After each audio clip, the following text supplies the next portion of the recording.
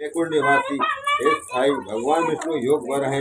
मैं उनकी कन्या का वरण स्वीकार कर लेंगे। इस पर तुम्हारे पिता आनंदित हुए और बोले, यदि विष्णु जी को मेरी कन्या का स्वीकार हो तो मेरा न सौभाग्य होगा। मैं अवश्य ही अपनी कन्या का उमा का वागदान विष्णु जी को करूंगा। नारद जी ने ऐसा सुनकर बैकुंठ को चले गए। इधर तुम्हारे पिता महाराज हिमाचल ने प्रसन्नता के साथ तुम्हें यह समाचार सुनाया कि विष्णु जी तुम्हारे विवाह मैंने निश्चित कर दिया। इसे सुनते ही तुमने महान दुख अपने ही को पाया और पिता के चले जाने के पश्चात तुम अत्यंत व्याकुल विलाप करने लगी, प्राण त्यागने की बात सोचने लगी। तब तुम्हारी सखी ने तुम्हें इस प्रकार दुखी देखा तो कारण पूछा। तुमने अपनी सखी को जब वेदांत सुनाया और कहा कि तुम जानती हो कि मैंने कैलाशपति महादेव जी के लिए तप किया है और मैं उनको अपना पति मान चुकी हूँ, अतः मैं प्राण त्याग के अतिरिक्त और क्या करना चाहूंगी। तब तुम्हारी सखी ने तुम्हें सावधाना देते हुए कहा, हे देवी, तुम प्राण त्यागने की क्यों सोचती हो? मैं तुम्हें ऐसा स्थान पर ले चलूंगी जहाँ आपको आपके पिताजी अथवा कोई अन्य खोज भी नहीं सकेगा। जब तुम तपस्या के लिए तब तुम लीन रहना, तब तक कि महेश्वर प्रसन्न ना हो और तुम्हारा वरण कर ले। इस प्रकार सहमति बना तुम अपनी सखी के साथ नदी के तट पर एक गुप्त गुफा में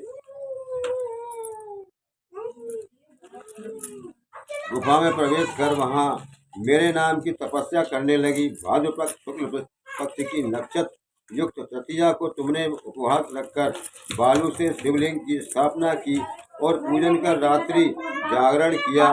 तब तुम्हारी तपस्या व्रत पूजन से मैं आनंदित हो उठा और मैं तुम्हें प्रकट हो दर्शन दिए और तुमसे वरदान मांगने को कहा। तब तुमने लज्जा युक्त हो अपने सिर को झुकाए कहा, अब आप सब जानते हैं, यदि आप मुझसे प्रसन्न हो तो अपनी अर्धांगिनी रूप में स्वीकार करें।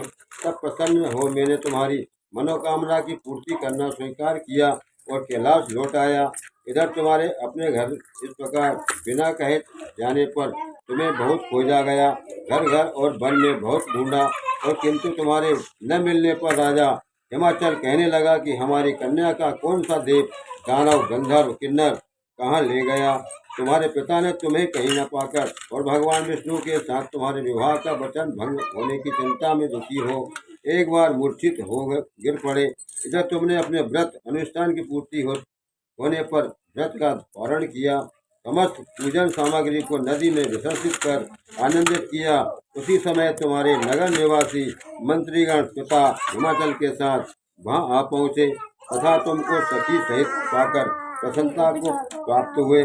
मैं तुमसे लिपट कर रोने लगे और बोले, उमा, तुम बिना बताए इस भयंकर वन में कैसे चली आई, जहाँ सिंह, व्याघ्र, सर्प, भालू, हिंसक जीवों को का निवास है। यहाँ तुम कैसे अब यहाँ तक रही?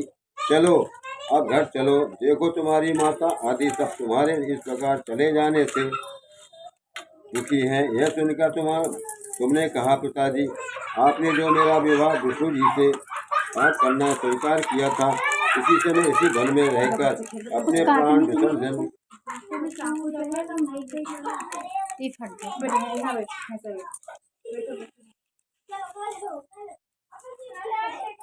विसर्जन करूंगी। मैं सदाशिव शंकर जी को अपना पति मान चुकी हूँ और उन्होंने मुझे वरण स्वीकार कर लिया, अतः हे तात, मुझे घर चलने को मत कहो। ऐसा सुनकर महाराज हिमाचल दुखी हुए और बोले, हे पुत्री, तुम शोक मत करो, मैं तुम्हारा विवाह भगवान विष्णु के साथ कदापि नहीं करूंगा और तुम्हारा अभिष्ट वर जो तुम्हें प्राप्त है मैं उसे सदाशिव के साथ ही तुम्हारा विवाह करूंगा।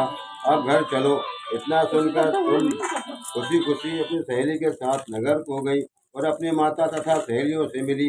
तभी और आनंद प्रसन्नता छा गई। एक शुभ मुहूर्त के वेद विधि के साथ तुम्हारे पिता हिमाचल और माता महारानी मेना ने हमारे साथ तुम्हारा विवाह कर दिया। तो हे पार्वती, उसी व्रत के प्रभाव से तुमने ऐसे सौभाग्य का प्राप्त किया है।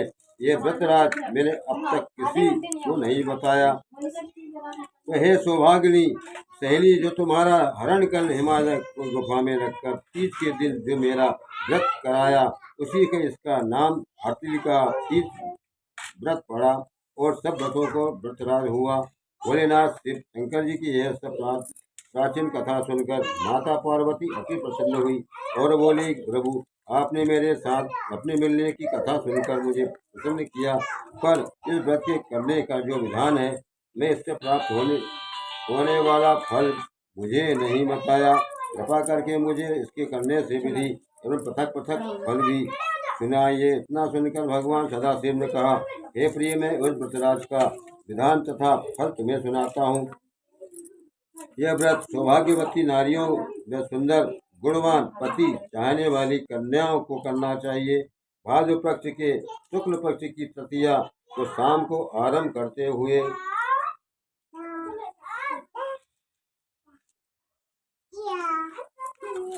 इस चीज का व्रत को धारण करें। व्रत निराहार अर्थात बिना आहार और निर्जला करना चाहिए। भगवान शिव पार्वती की स्वर्ण या मिट्टी की प्रतिमाओं को एक सुंदर वेदी पर स्थापना करें। केले पुष्प आदि के खंभों स्थापित करके रेशमी वस्त्र के चंदोवाना ताने, फिर स्तुति गान, वाद भरी शंख मृदंग झांझ आदि से रात्रि जागरण करना चाहिए। प्रातःकाल भगवान शिव के पूजन के बाद फल फूल पकवान लड्डू मेवा तरह तरह के भोग सामग्री समर्पण करें। फिर ब्राह्मण को द्रव्य अन्न दान, वस्त्र दान, पात्र आदि का दान श्रद्धा युक्त देना चाहिए। भगवान शिव को हर वस्तु पंचधारी मंत्र से नमः शिवाय, ओम नमः शिवाय कहकर अर्पण करना चाहिए।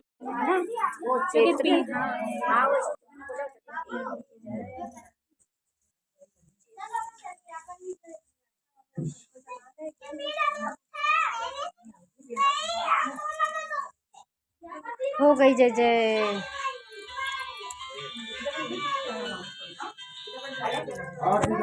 हम लोग भी आ गए ना।